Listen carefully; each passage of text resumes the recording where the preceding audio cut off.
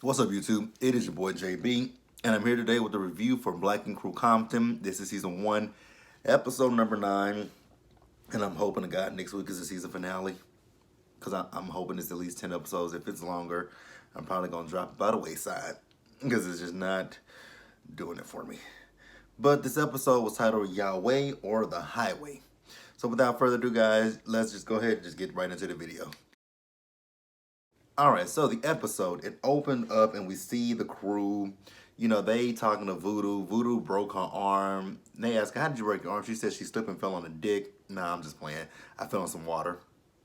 So then we see, you guys remember last week, they had that big sign with KP on it. And then someone has made another sign with the crew on it. And I'm like, those are the worst looking pictures I've ever saw. And then they're cut and paste, like they literally are cut and paste. Like when you in the school and you have arts and craft day and you cutting your little stuff up to put it on your little poster board or whatever. That's what this looked like. But then KP and Tim come into the shop. They see it. They have a good laugh about it, and then they are talking about the situation that happened with Barbie at the party. Basically, everybody wants to move on from this situation with Barbie. They want to talk about how childish Barbie was. Do I agree with Barbie being childish? Yes, she was childish, but you guys have been childish with her as well. Especially when it came to that whole RV situation. You guys were definitely childish in that situation, but I blame Barbie for calling the cops on calling the cops. Like, don't call the cops when you vandalize shit. Like, that doesn't make sense. So then this video probably won't be that long because this episode wasn't all that. I'm trying to hit some of the key points. We see Lemire and his mom. So they go out for a mani and petty, and they talking about the baby coming. She asking when he's gonna marry Danielle. He's telling her his plans for, proposing to Danielle. She wants to be there, however, and he's like, no, that'll be between me and Danielle, and we'll see you at the wedding. And yeah, that was basically it. Wasn't much to it. So then we're gonna move over back to the shop. So at the shop, we see production, and production pulls Voodoo into another room, and we didn't hear nothing that production was saying to her, but you can see that Voodoo was clearly and visibly upset. So what it is that her stepfather, that is, sent her a package, and she basically explains to him that he's a fucked up person, and when KP read that letter, I'm like, this man treats her as if she's his possession, like a prized possession, instead of an actual human being. Like telling her to keep her legs closed. What else did he say? That was the main thing that caught my attention was keep your legs closed. Like, who the fuck are you? Like, oh God.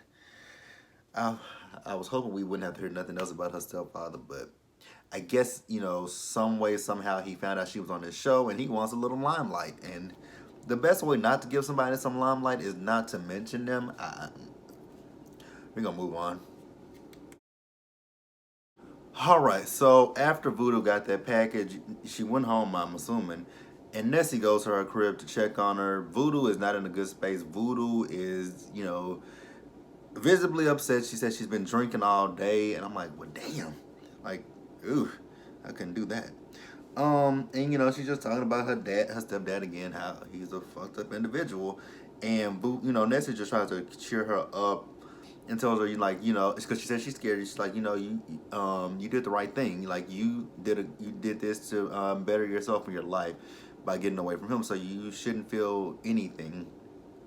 And then also Voodoo is worried about her sisters, who are still with her stepdad.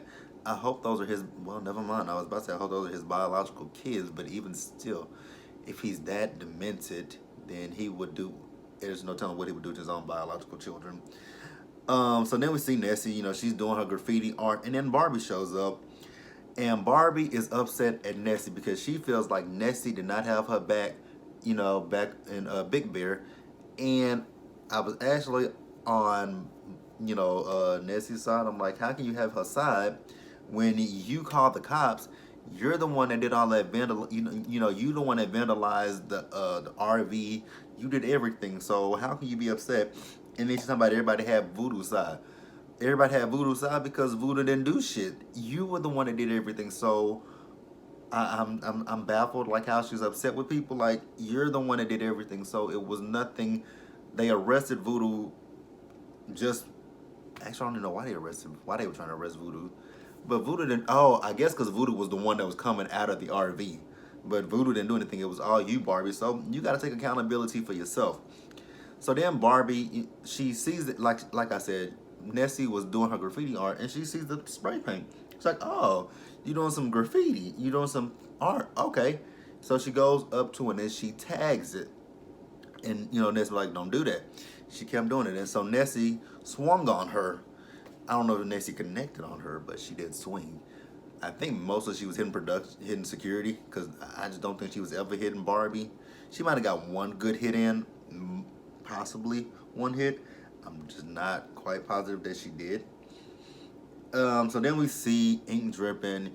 He's talking to his little sister. He's telling her how things were when he was 9 and she was a baby. How he had to, stay awake when their mom was asleep, trying to get a few hours of sleep. When she was crying, he had to get a bottle to feed her. So, she says, "You know what, I do appreciate you, and I do understand why you're mad at Dad. But don't you think that maybe you should sit down with him, have a conversation with him, and maybe that you can get that stuff off your chest?" And I definitely agree with her. Like, tell him how you feel and leave it in the past. Like, don't let that, don't let that anger and hurt follow you. Like, let that man know you did me wrong, but I'm able to move forward with it, and let it be that. But he says he's not at that point. I'm like, all right, I guess I can respect that.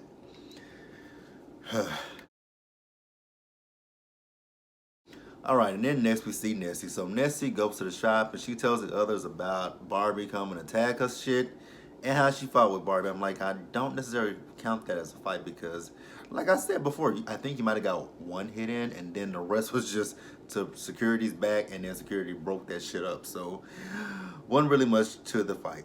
And then Tim talking about how he got to amp up security. And Barbie, well, you might want to amp up. She did that as a joke, taking the furniture, which I thought was a funny joke. And then we see one of her clients come in. He wants to get a tattoo of his dog on him. Okay, moving on. And then we see Danielle and Lemire. They go on this spiritual cleansing. I guess that's what that was. I was thoroughly confused about what that was. Um, yeah, they had. I mean, they doing this to have some time with each other before the baby gets here. Then we see Barbie. Barbie goes to her grandmother's house, and she tells her grandmother she's, since she's been at the job, she's gotten into 2 fights and she's been arrested. And her grandma was like, "Oh, baby, like, you are just like your mama." She's like, and she told her, like, you need to keep your job. You need to go to them and apologize to them. And then she said, "You fighting them, that doesn't do anything but make the problems bigger than what they already were." And I'm like, finally, somebody gets it. Like, somebody explaining this to her. Like, you fighting these people ain't doing nothing but making shit worse. And then lastly, we are in the shop. Tim has ordered some supplies for the shop, and they notice that there's a Holy Bible, which is spelled Wholly. And then they start flipping through it, and they see all kind of weird stuff in it. And then they go back to the front of it, and it says, "Yahweh, my daughter, Voodoo doll." And then they realize that these are from Voodoo's stepdad. I'm like, really?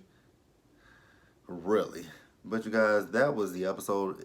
I don't know how long this video is. It probably ain't that long, but I like the video. Leave a comment, subscribe to the channel, and I will see you guys later.